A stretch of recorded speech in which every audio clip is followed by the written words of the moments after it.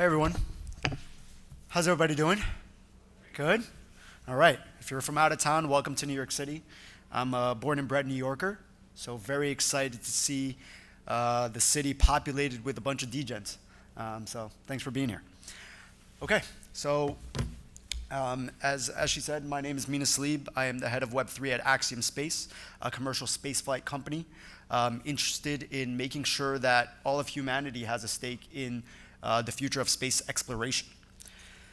So with that, today we're going to talk about how NFTs are democratizing access to the future of space. Let's get started. Now, what if I told you that we all had a role to play in space exploration? That we should all have an opportunity to access space technology and actually at some point be able to traverse space moving forward. You might ask why. Like, why does it even matter? Why do I need to have a stake in space? Why does space matter to me? I'm a human being. I live on the ground. I like it here. Why do I care? Well, space is absolutely critical to the evolution of humanity. It is critical that we continue to make steps and progress in space exploration. What are the benefits that come out of it?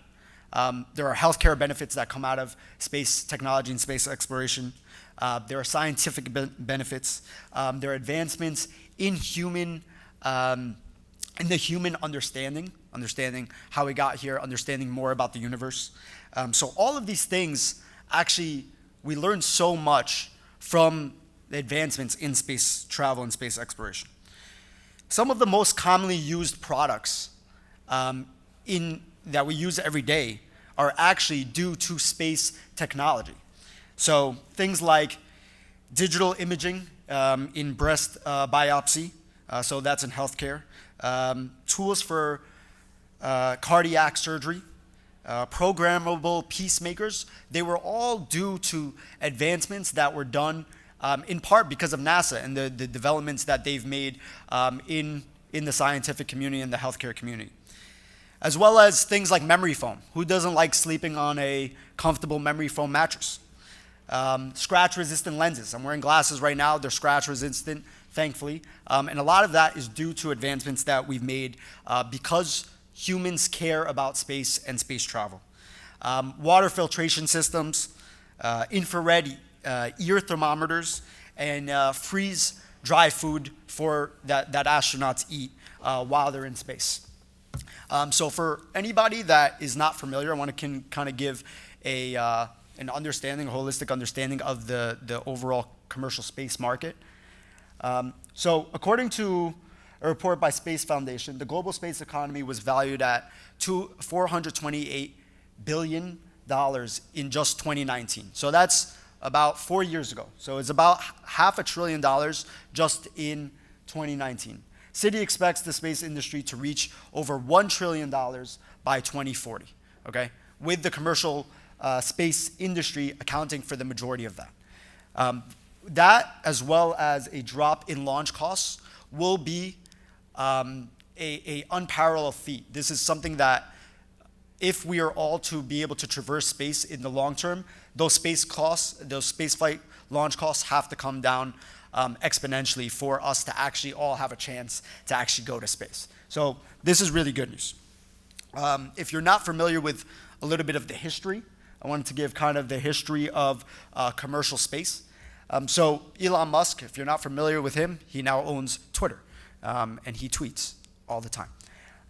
He actually started SpaceX in 2002, really kicking off the new commercial space flight revolution.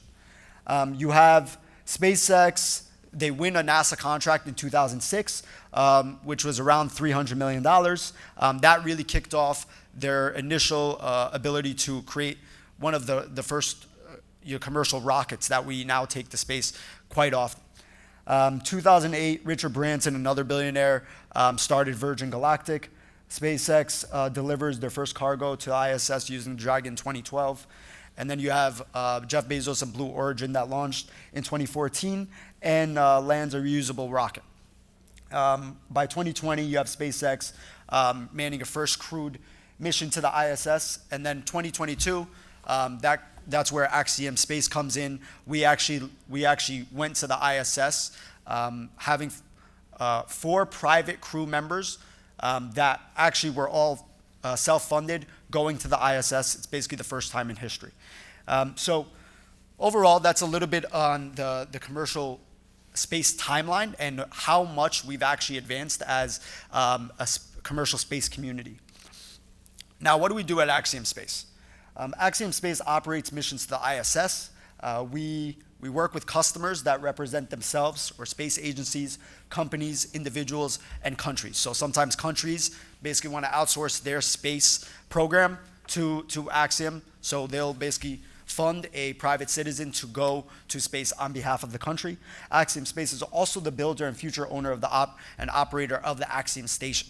The AXIOM Station is a commercial space station set to be the successor to the ISS by 2030. So if you didn't know, the ISS, we funded the ISS by about $150 billion over the lifetime of the ISS. This thing is set to go offline by 2030, and AXIOM Space, we're set to be the the successor of the ISS moving forward. So when people are going to space, they'll actually be able to live and work and hang out in an AXIOM station in the near future. We're set to put our first module by 2006. These are 3 different programs that we're very focused on. So we create new space suits. These suits are much more adaptable, much more flexible for the astronauts. They're called the AXEMU suits. That they will actually be used by Artemis 3 next year. So when SpaceX does Artemis 3, they'll be using these new space suits. Prior to these space suits, people were using kind of like the bulky ones that were created about 40 to 50 years ago, whatever it might be. AX2 mission, so like I said, we actually take private citizens to the ISS right now. So our next mission is set to launch on no earlier than May 8th of this year. So we're taking 4 private astronauts to the space station. 2 of them represent countries, and then the other ones are represented by AXIOM and the United States. This will represent 2 men and 2 women that are going up on that mission. They'll spend 12 to 14 days on the ISS. They'll do everything from trials and science experiments and basically live the life of an astronaut. And then ultimately, like I said, one of our big endeavors is actually creating the first commercial space station that will take the place of the ISS by 2030. Now, why are we here at a Web3 conference, and why do you care? So as I said, I'm the head of Web3 for AXIOM Space. I run something called our AXIOM Space 3 program, and our mission is to give every passionate space explorer access to the room where it happens. Right now, it's very hard for you to get in the room where SpaceX is happening, Virgin Galactic. These are kind of like black boxes. Really, nobody knows what is necessarily going on. Our goal is to bring you into the room where we're developing all of these futuristic plans for the future of space, and allow you to interact with experts and decision makers building that commercial space industry. So we want to open this up to all space curious people, and not necessarily just keep it for the scientists and the engineers and all those that are already in the space industry that kind of already inclined to know what's going on. We have 4 pillars to our AXIOM Space 3 program. Community, so we have a live community of about 1,000 space nuts, space explorers, whatever you want to call them, that all hang out in something called our Mission Control, which is our Discord. This is a token-gated community. Like I said, tokens, those are access to our upcoming drops. We're partnering with a couple of big Web3 names right now on drops that bring to life the future of space. And ultimately, our goal is to work with artists, work with pretty big brands that have a stake in space or are passionate about space, and combine them with real experts, astronauts, engineers, and the like, to bring space to the average person. Utility, so our tokens also grant access to specific events, curated events that people might enjoy, dinners with astronauts, tickets to launches, things like that, that all come with certain NFTs that you might purchase. as well as insights. So this is one of my favorite parts of our program. On a bi-weekly basis, every 2 weeks, we actually bring in astronauts, engineers, people that are building and creating the newest spacesuits and the newest space stations, and they actually meet our people in Discord. So they actually engage with people in Discord. People are allowed to ask these people questions live on Discord, and ultimately, we kind of break down that barrier for people that might not necessarily have that access otherwise. So this is an example of an NFT that we recently introduced to the community. This was actually our free AXIOM Space 3 boarding pass. The goal here was really to not actually put even a price tag on access and give this out for free for people that are really space curious. So we launched this for free. We worked with an amazing artist named Amber Victoria. She was just nominated as by NFT Now 100. And if you look her up, just look her up. Her artwork's absolutely amazing. And again, this basically gave people access to those conversations, to those exclusive drops, and to those experts that I recently mentioned. So these are, for example, these are some of the conversations we have. That's me. That's what I used to look like when I was much younger.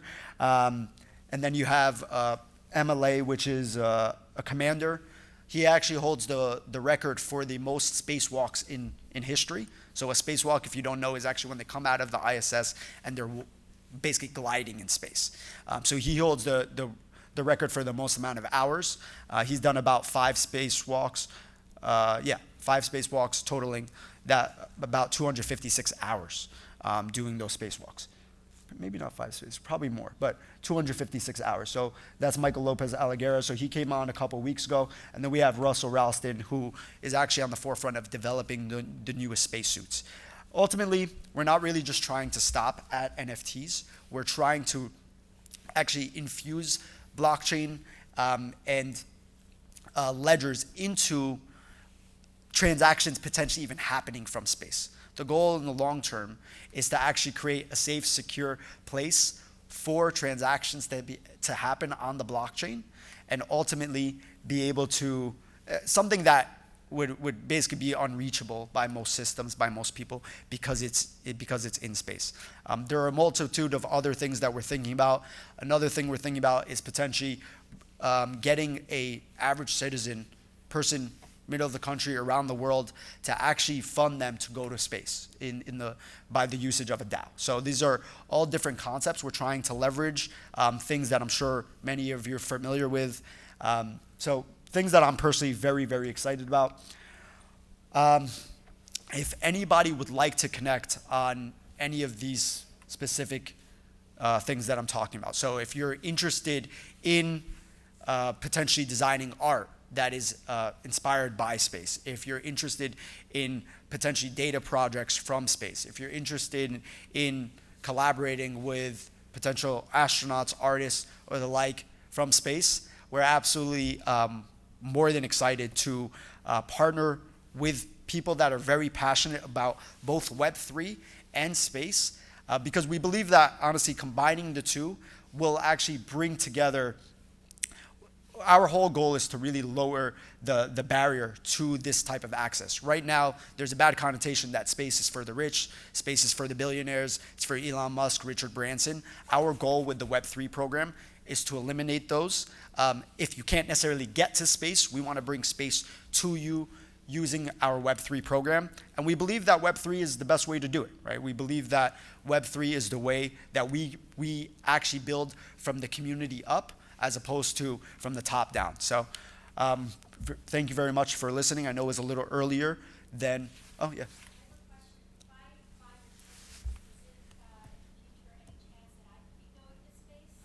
Hey, listen, we never rule anything out. We never rule anything. We don't promise that. So please don't go buy the token and be like, you told me I'm going to space, okay? Because if anybody's going to space first, it's me, okay? But as I said, like, we are thinking about really cool programs to potentially send an average person to space. You don't have to have, a science background, an astronaut background. We are thinking about how to actually make that practical and possible. And being a part of the community probably gives you a leg up into anything that might come in the future. So Yeah, so, oh, I forgot to mention that. We're partnered directly with NASA. So we're partnered directly with NASA, and we actually shuttle SpaceX. So those are our two major partners. So on AX2, we coordinate everything with NASA and SpaceX for all of our missions. So our last mission, last April, we actually worked with NASA to bring 4 private citizens up to the ISS. That was April 2022. Our next mission is coming up this May. And actually, last April was the first time an NFT was ever minted from space, which is very cool. So it was a very, very beautiful NFT. A couple of spacewalkers. We did actually a bunch of different drops, and it was the first time an NFT was ever minted from space. So if you thought that we're just crazy degens that play with monkey pictures all day, that's not true. We actually, NASA allows us to do that from the ISS right now, and then there will be more in the future. So I'm very excited about that. I'm happy to also, I know we're a little over time, but I'm happy to, can I take a couple questions? If anybody has a question or two? Any questions? Oh, you're good. Yeah.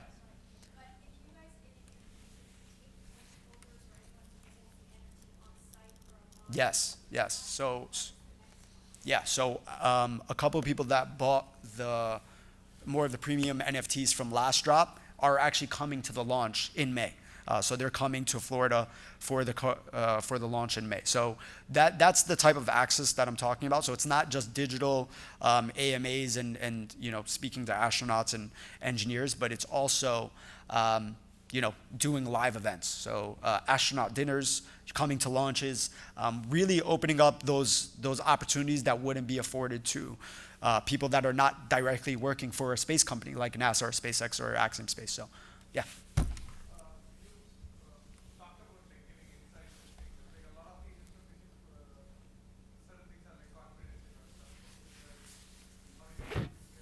Yeah, how do we manage that?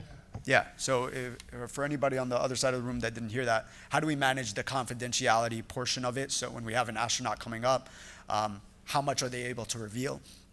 So all of our people are really well trained. The cool thing is, like, we crowdsource questions from the community. So I haven't been in an AMA that when a community member asked the question, one of the experts weren't able to answer. So MLA, our chief astronaut, answered every single question that a community member asked, as well as Russell Ralston, who actually, our spacesuit is probably the most proprietary thing we're doing right now.